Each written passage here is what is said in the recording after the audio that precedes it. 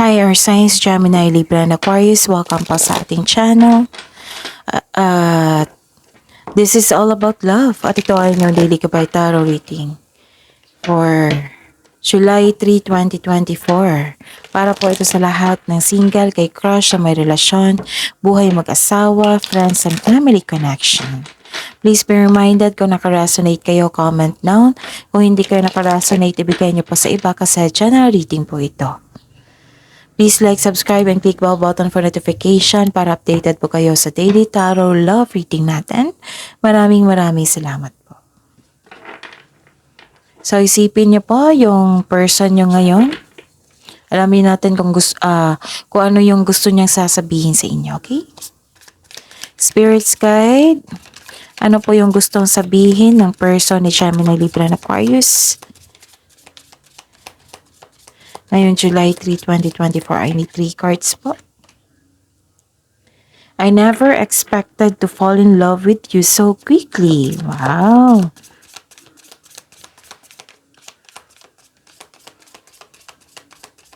Tingnan niyo. Ang ganda. Another message. I am sorry for messing everything up. You deserve so much more.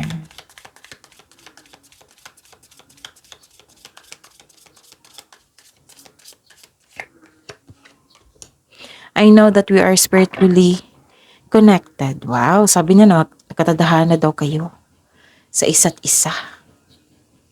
So, na-fall in love itong taong ito sa inyo.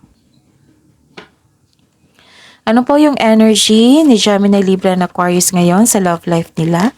Ngayon, July 3, 2024.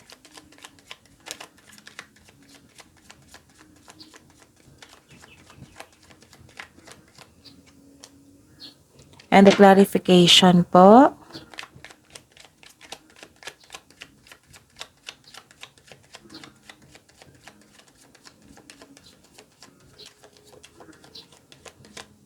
Kunin din natin yung challenges na ma-overcome yung ngayong July 3, 2024 sa love life niyo po.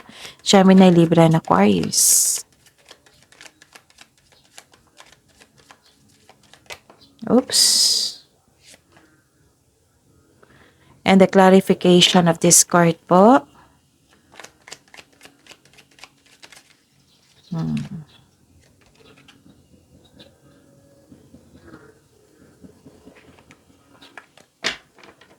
Isipin niyo po yung person niyo ngayon. Spirits guide. Kamusta po ang feelings ng person ni Gemini, Libra, and Aquarius ngayon? Ngayon, July 3, 2024. I need 2 cards po. The clarification po.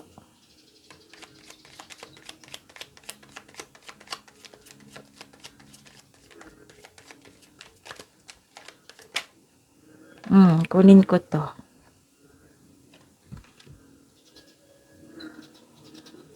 Okay. Ngayon, July 3, 2024, regarding sa inyong love life, self-love, partnership, and romance. May nakita ko ditong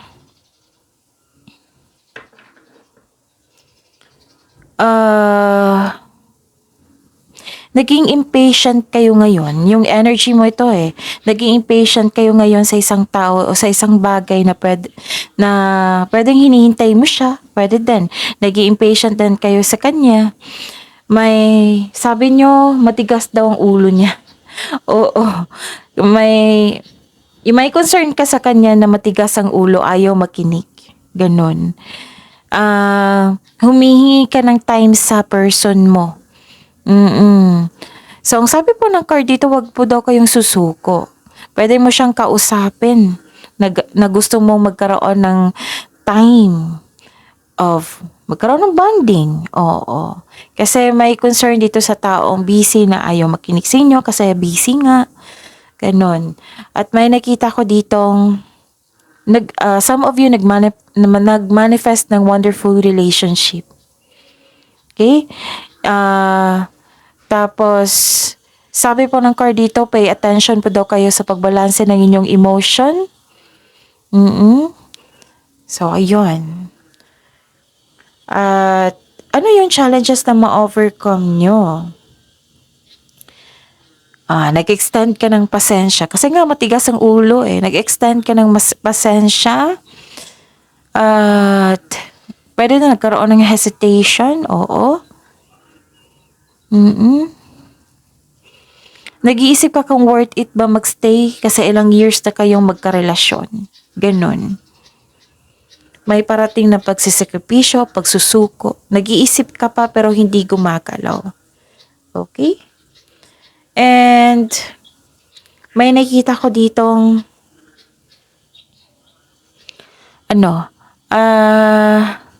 dalawang card na kasi nagsabi dito nagkaroon ng hesitation eh. Hindi kayo mapakali, mainit ang ulo, ang isa sa inyo, makakaranas ng delay sa pag-usap or sa biyahe or sa pag-receive ng mensahe. Humihingi ka nga ng time. Oo. Okay.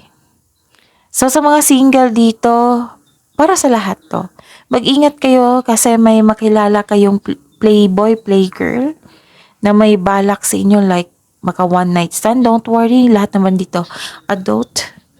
So mag-ingat kayo. That is a challenge. So pag-isipan po ng mabuti, okay? And kamusta yung feelings niya? May pagbabago dito. Okay? Nagkaroon ng freedom. Okay? Hindi siya takot na magsimula ulit. Aware siya sa may tampuhan kayo. Gusto niyang magkaayos kayo, gusto niyang magkaroon na mag-usap kayo at at hihingi siya ng tawad sa inyo. Kasi may nakita ko dito mag-usap at magpatawad eh. So hihingi siya ng tawad sa inyo. Okay? At mayroon din akong nakita dito